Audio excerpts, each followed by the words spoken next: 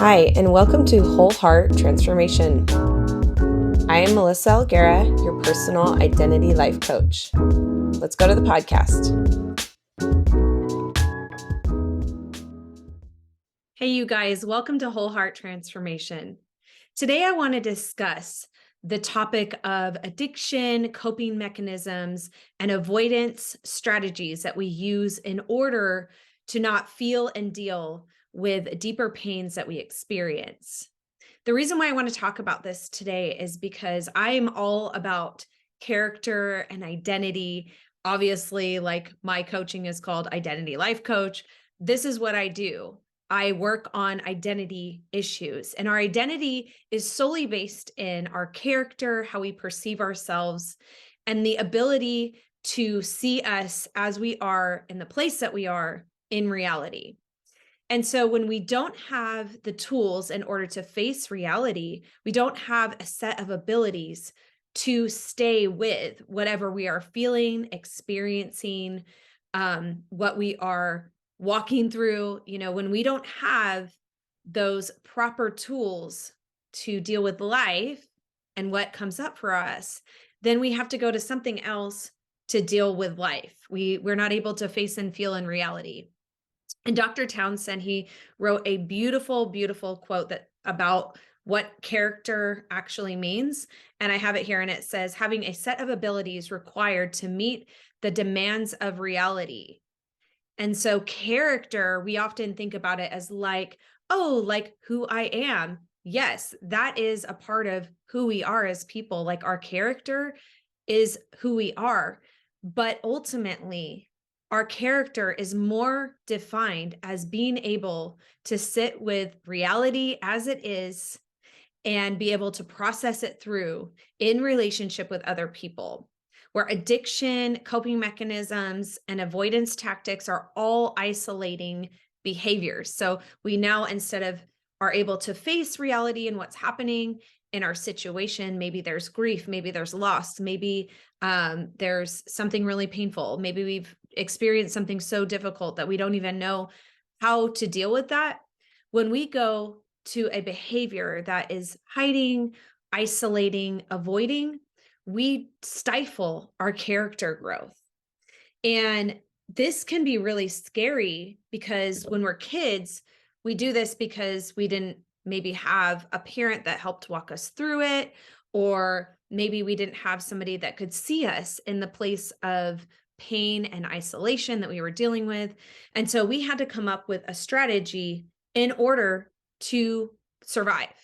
And so a lot of people, this is where they find addiction, coping mechanisms, and when I say addiction, it can range from anywhere from, I've said this before, like sweeping the floor, or all the way from a substance abuse to a behavior, like sex addiction or porn addiction, or, scrubbing your hands all the time. I don't know. Like there are so many types of addictions in order to push away the difficult emotions that we are feeling.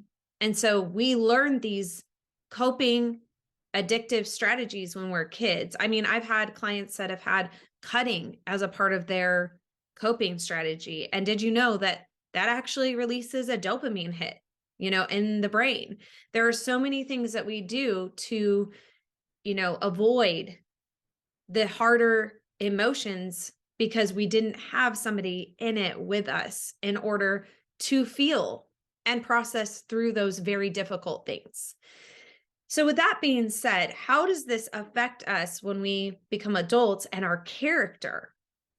Well, a lot of people think that when I'm a kid, I'm a kid. And then when I become an adult, like all of a sudden I'm an adult and I'm going to have all the tools to be able to adult. And many of us find ourselves in this place where, oh no, like actually I'm doing the same thing that I did as a kid to cope, medicate, escape, that I'm now doing even as an adult. So I'm literally having the same patterns as I did as a kid in order to cope as an adult as well. These things they do not just disappear because we become an adult. We have more brain development in a sense, like at 25, your prefrontal cortex fully connects, and that is a level of brain development.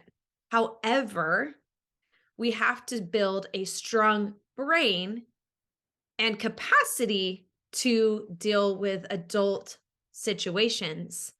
And if we don't have parts of our brain functioning in a proper way, we will do those childhood strategies to avoid those things that we need to face and feel an adult in. So, with that being said, how does this play out? Like, what does addiction, coping mechanisms, and avoidance have to do with our character development? What it has to do with is we are born as relational beings. We are born emotional beings. We are born to feel things in our body, to have that be an alert, a signal to another person. I mean, think about a baby. When a baby is crying, the mother or father should be responding to that cry and trying to figure out what's going on with the baby in order to help it with whatever it needs. Is it hungry? Did it poop? Like, is it uncomfortable? Is it too hot? Like what's happening with the baby? And our job as parents is to attune to figure out what's happening inside of that child. If we are deficient as parents, then when the baby cries or we can't figure it out and we become overwhelmed, we are no longer able to sit with and be with our child because now we feel overwhelmed. And usually that is a signal to us that something in the past is unresolved in our body, right? And so when you think about it from this perspective, okay, like we give off signals and we feel things in our body as kids, like that is how it works. That doesn't just disappear when we become adults or when we get older in our childhood. Like those sensations, those emotional experiences, none of this goes away. And yet we have this societal expectation that you should just like, it should just be like done. Like you shouldn't feel that way. Or if I, help my child who is crying, am I doing something to enable them to becoming, a very dependent person and that they won't be able to, handle things on their own? And there's a real difference between enabling a child or an adult and helping them to get through the difficult feelings and emotions that they're having and being with them. So we are wired from out the gate to be attuned to be met with care and nurture. And when we don't get that, then we have to do something with what happens in our body. We cannot deal with that when we don't have anybody with us to help us manage our emotions and our body sensations that are so overwhelming. And if we don't have an adult to do that with us, because maybe the adult, like I was sharing about the example with the baby crying and the adult is now getting dysregulated, then that becomes a place where the child becomes alone and isolated with their own emotional experience, their body experience, and not getting their needs met. And so kids learn to not ask for their needs. They learn to avoid those difficult emotions. They learn to mask it with something else. And this is the process that happens to all of us in some degree, right? Because there are points where our parents do miss it, like they're human. I definitely miss it as a parent. But the reality is that when this happens and the parent isn't noticing it, like an example, yesterday my daughter, she was scared about something with the back door, right? She was scared that somebody was going to come in the back door, but she was laughing. And so it was confusing to my husband and I because she was laughing, but I started to look at her a little deeper and I'm like, "Oh my gosh, like you're actually really scared. Like your eyes are starting to water up." And I said, "And your emotion does not match what's happening inside." And so I had to attune to that, the emotion that you're feeling right now. You actually are feeling scared, which is not ridiculous. It's not over the top. You are feeling scared. It's valid. And so once I saw that she was in that state, she literally collapsed in my arms, 12 years old, collapsed in my arms and let me hold her and say, "Yeah, you are scared. It's valid." But I also want you to know, like, after she calmed down and was able to regulate her body with me, I said, you know, the emotion that you were putting off was not fear. It was funny or like something else. We weren't able to really see what was happening. But I started to slow down and really check in with her.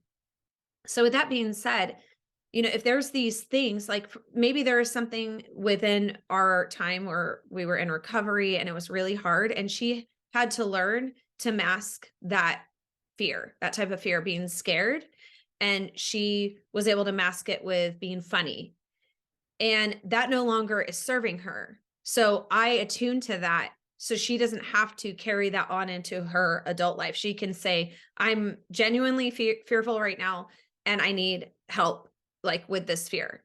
I need somebody just to validate it. And then she can just, oh, right? But here's the thing.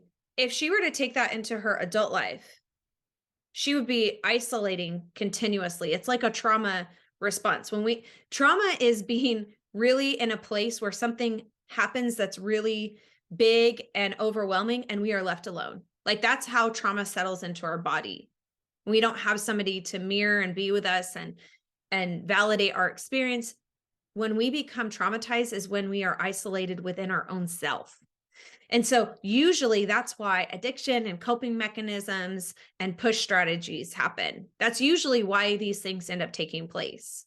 And it stifles our character because we are doing continuous isolating for that part of us. Okay. So we're like pushing it down further and further. Imagine if, you kept pushing yourself away, like, right. Like, and the more you push it away, the further it gets from you. And this is what happens with addiction is that we push a part of us away because maybe to somebody else in our upbringing, it wasn't acceptable, or somebody else was overwhelmed by our emotional experience. So the addiction or the coping mechanism helps us to manage that overwhelming sensation in our body. Like if I don't have this, then I'm not going to feel okay inside. Where this stifles character is because now you're number one, pushing a part of you away that is essential to being whole. So there's a part that's literally disconnected from, if you think about it, like it'd be like cutting off a branch or a branch breaking off, and yet it's still connected to the tree, but it's not receiving any nutrients. We'll say not cut off, but like literally broken off. It's not receiving any nutrients. It's hanging on by a thread and it's not functioning properly within the tree. When we are in that space and that part is disconnected from us, we cannot develop that part of us. So that part has to have healing through relational experiences. And that takes time because that part has been so undeveloped for so long.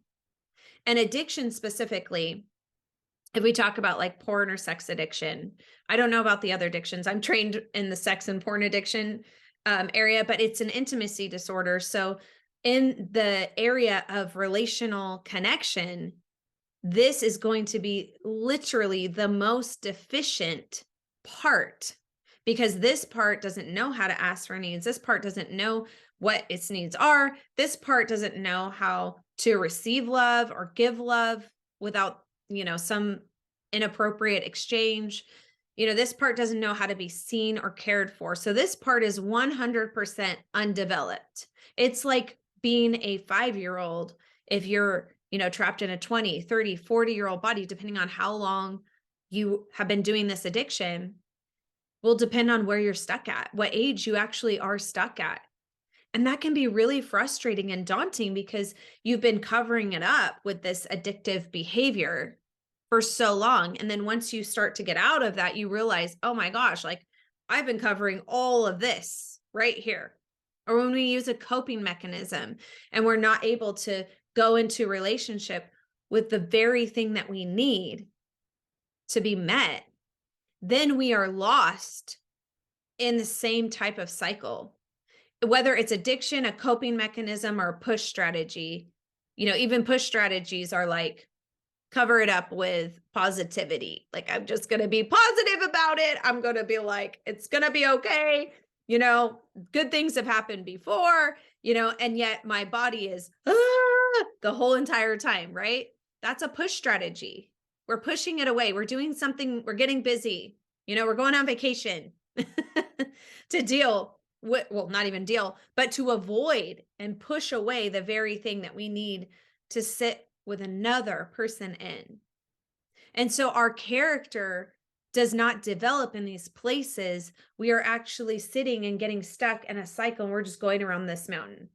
Okay, we're not moving forward. You think about it. If I say, "Oh, I've actually been circling around the same thing. I'm doing the same thing. I'm feeling the same way, same place, maybe different person, different circumstances, and yet I'm sitting here and I'm not moving forward." When we can look at our circumstances and say, "Woo, yeah, this feels too overwhelming.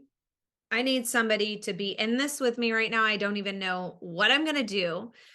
I really don't have capacity to face all that I've lost, all that I've avoided, all that I've been feeling, all of the lack of connection that I had in my childhood, how that's playing out in my adult life, right?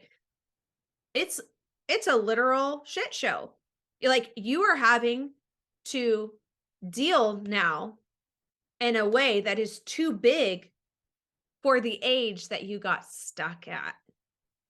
So if this is like at 5 years old, well, let's just say 8. At 8 years old, I discovered pornography or alcohol, or I started cutting, or I started biting my nails, right? And this is what I'm using to deal with stress, or to deal with aloneness, or to avoid everything, not even deal, but just avoid, to make my body calm down. Then this is where I am stuck at 8, emotionally, spiritually, sexually. Like, everything is stuck right here. And so we need somebody to be very gentle and patient with us once we start to discover, oh my gosh, I am literally 8 years old in this way. And I need somebody to be with me in this, to help me walk through, because now I have a list of things that I have never dealt with. I mean, imagine living in a house that you own and you've never cleaned it. And like, let's say you own animals and there's like poop all over and the house is falling apart. Where do you start once you realize the house is falling apart? You have to start in very small increments with people that can be with you in it and process this out with you. Just because we are avoiding it doesn't mean that nothing is happening inside. And our character is the very thing that will help us become more efficient adults as we grow it. Each time we are met with a circumstance where we don't do a push strategy or addiction or coping mechanism, and we sit in it and we reach out to somebody and we say, this is where I'm at. I may not know the fullness of it, but it's where I'm at right now. And I just need you to mirror it back or give me feedback. I don't want advice, And this is the hard thing for many people to do, because they think I don't have the full understanding of what I'm experiencing inside. So if I go and I just kind of throw it out there, we have all kinds of different thought processes about that. Like, if I just share whatever, then people are not going to be able to hear me, or they're not going to be able to give me the right feedback because I haven't figured it out yet. And this is the very thing. This is why we need people to help us with those blind spots, to give us something to chew on, to mirror it back exactly as it is, because then it unlocks parts of our brain and then we can build new neural pathways in relationship and attachment. So I hope this makes a little more sense why addiction, coping mechanisms, and push strategies stifle our character growth because ultimately, whatever place you started using those strategies emotionally, spiritually, and as a person, you are stuck at that age. I mean, if you think about it from the perspective of maybe doing your taxes or having to fill out paperwork that's big and long, buying that car, buying that house, and you are so overwhelmed with the paperwork or the process, I would say that there's a part of you that is feeling really alone and isolated and underdeveloped. And so when we bring that into relationship and we say, oh, yeah, like nobody taught me how to be an adult in this way, then we can give grace to ourselves, bring that awareness. Okay, yeah, I did not get developed in this way. So now I need to be with other adults who can help me develop, adults that are developed or adults that can hold the space for me in my process of developing. And the reason why you have to go be with other people was because of what I said in the beginning about how when we are first in the world, when we are birthed, the first thing we do is cry out. Why is that? Because from the beginning of time of our lives, we have to be met with nurture. That's it. We eat, we are comforted, we are soothed by mom. And that is the place that is always needed. There's a saying like you know, you're born into the world alone, you die alone. To an extent, that is a level of reality. But also, you are coming out of a person into the world. And when we come out from being inside of another person and the safety into the world, we have to slowly over time learn how to grow and develop based from the person that birthed us and the father who was a part of that creation. We need that in order to develop properly. Otherwise, we'll have to push parts of ourself away in order to get through life. It's devastating to have to deny parts of ourself in order to survive because it was not acceptable, or for some reason we felt unacceptable, or there were messages that said we are unacceptable, whether it's our emotion, our gender, you know, how we perceive the world. We have to push parts of ourself away when we're little if that is not accepted. And then we are stuck in those places as adults too. And we wonder why panic attacks happen. We have all of these ways of, you know, developing issues within our body. I remember when I was at the gym like 4 years ago and I had a full-blown panic attack because I was not able to face the reality of what was happening in my marriage.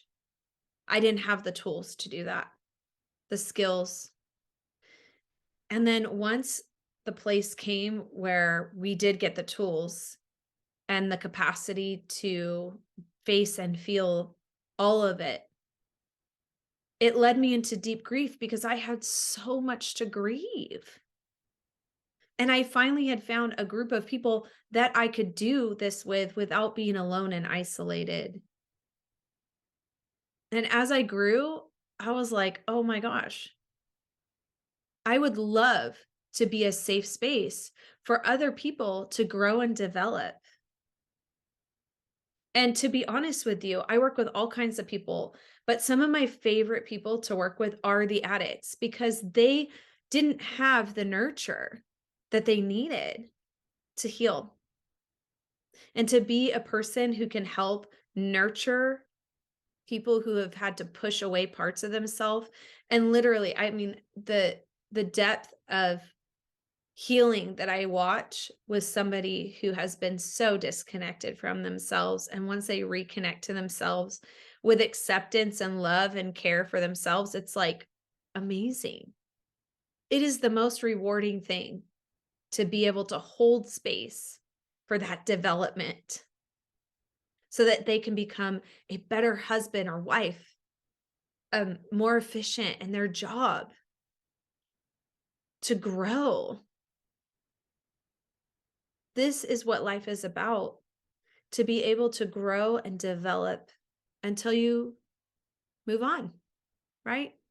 So all of this to say, wrapping it up, is that addiction and coping mechanisms and push strategies completely stifle all character growth. And character growth is the ability to face and feel in reality of what it is today, exactly as it is. And when we cannot do that, we are stifled in our growth and we become deficient in our ability to grow. Think about nurture from a mother. If a child does not get the milk it needs, it will be deficient, malnourished. And many of us have been living in a malnourished state since we were kids and carried it on. And how did we get that way? Obviously, whatever happened in our childhood, and then the addiction and coping and push strategies that we used in order to manage those feelings and body sensations. And we are deficient and malnourished. So I hope this gives you just a level of awareness today on a deeper level of why maybe it is taking so long for you to heal in these areas. If there is any sort of addictive coping push strategies that you're still doing, you are going to find yourself in these deficient places. And if you are outside of those things and you're working really hard to stay out of addiction and all of that, you are still deficient because it's going to take time. And you deserve that time now because you are aware of what's happening inside and you need a lot of grace and a lot of love. Thanks for listening. If you have found today's podcast helpful, please like, subscribe, and share. If you are interested in coaching with me, go to www.identitylife.coach. And you can also find me on Instagram, identity.life.coach.